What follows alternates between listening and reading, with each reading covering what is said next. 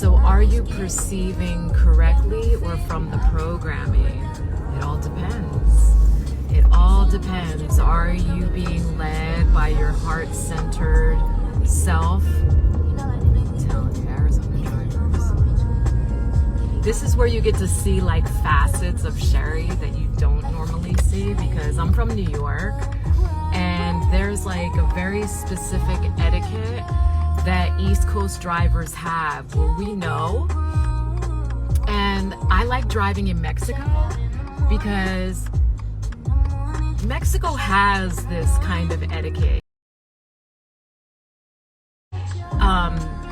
They have the etiquette that they're supposed to have. Arizona drivers, man, it's like they have no fucking sense.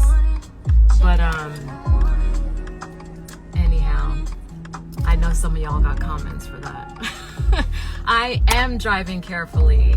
So I'm actually the best driver I know, and very aware driver.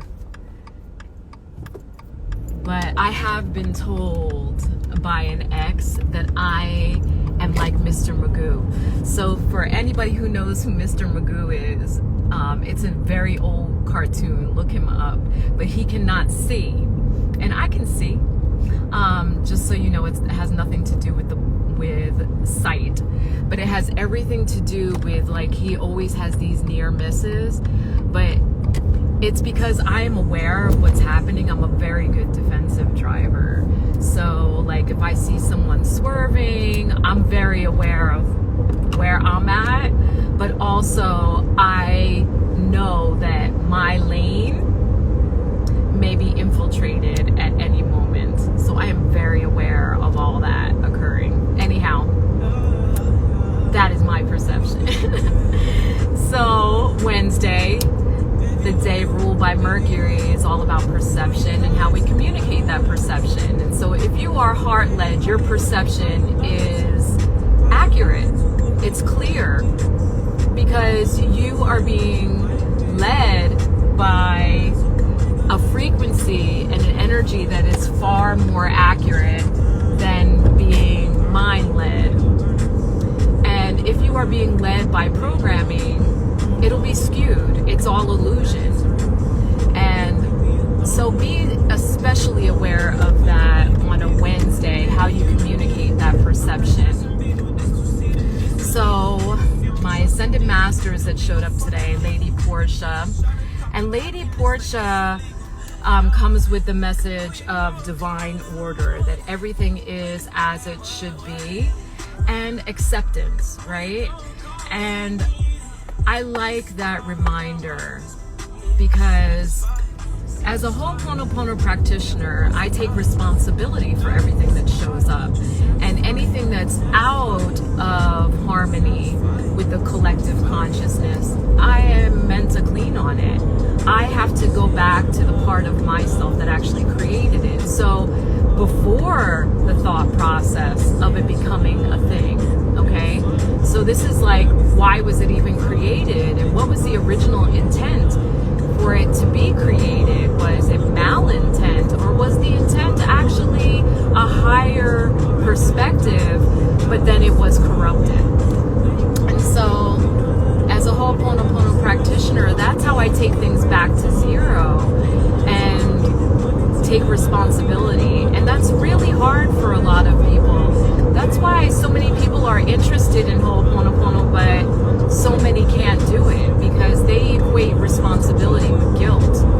There's nothing that's good or bad, it just is, but things can become corrupt and they can put the entire consciousness out of harmony. And that's where we're at right now. We are in this karmic phase of humanity where we are meant to right the wrongs of ourselves, really, because we chose to come back again to rectify that. We're the ones that have the karmic debt. That's why we're here. And so there is a shit ton of humans that think they're human and don't know that they're spirits having a human experience, and they don't want the responsibility, and they're trying to numb out of the responsibility, and they will be eradicated because they are the denser frequency.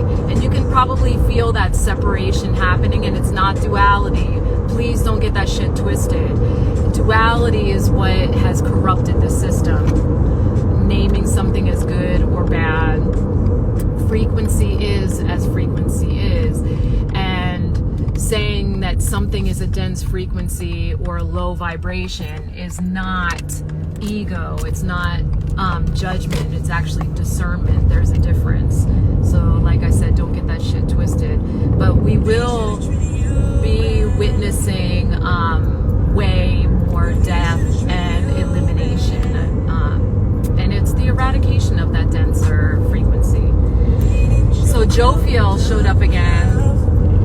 And so Jophiel, okay, so here's the thing. I have to clear a lot of people that I'm following because I feel the circling of the sharks. And I mentioned that yesterday. A lot of dark energy right now is trying to get at me because I created a huge amount of space, and I've leveled up in a huge way in the past couple weeks. And I do not want that energy to have access to people that I follow, knowing that they are part of my respected fragment. That's why I follow so few in the first place. But I can feel, what's the most diplomatic way? This one's all an ass. Thank you. So the best way to say it is, I know that there are some on the spiritual path with me that if they were infiltrated would be a weak link and drain me. And I love them, but I am not responsible for them, but I don't want them to be exposed because they are working really hard on their own spiritual path. I don't want them to fall under the radar of dark energy that would recognize that they're a weak link. Does that make sense? So if I unfollow you, please do not take that as an ego judgment. It's not. It is totally heart-centered and coming from a place of love that I want you to be shielded and protected. Because my Instagram is public. My Facebook is not. That's why those people are still on my Facebook, but not on my Instagram. Does that make sense? And I will be cutting out more because I've been watching and I can actually feel the circling of the sharks around myself, but also I'm starting to witness that energy like swarming around very specific friends of mine. And so I'm gonna have to take care of that. Staying focused. This is a dude that I removed from the deck a couple years ago, if you remember, and my son had it on his desk. And he very recently said, hey, you want that card back to put it in the deck? And I said, sure. And he showed up literally like the next day when I put him back in the deck.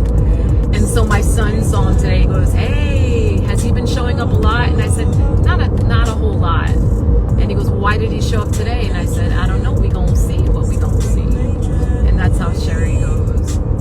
So, Kadumi, stay focused. So on a perception day, that's a good reminder. Stay focused. So purification by fire, that's been showing up a lot. And I have actually been getting my fire offerings ready for Sunday because I have a full moon breathwork circle and ceremony, and also connecting with fire more. I have some candles burning around the clock with Virgil, my obsidian skull, to be my guardian and protector. So everything that cannot stay will be purified by fire. I don't even know where I put my glasses. Oh, they're there. Because I can see the thing moving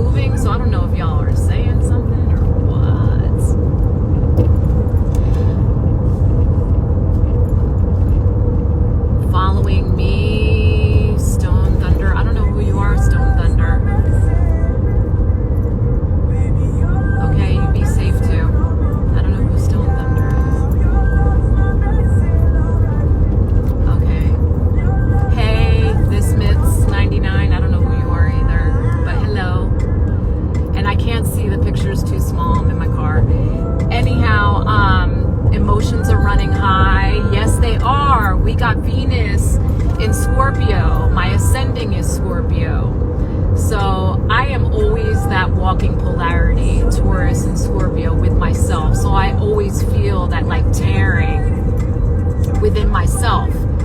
And so Venus in Scorpio is considered to be in its detriment because Venus is the ruler of Taurus and Libra.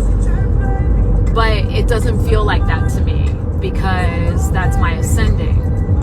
And I'm always in that constant state of being anyway, of Taurus, Scorpio, Taurus, Scorpio. So for Venus to be in Scorpio, it's about, for me, loving those darker parts of myself and really embracing them and honoring them and revering them and revealing them. So you will be seeing more of my darkness and also those deeper, intimate parts of myself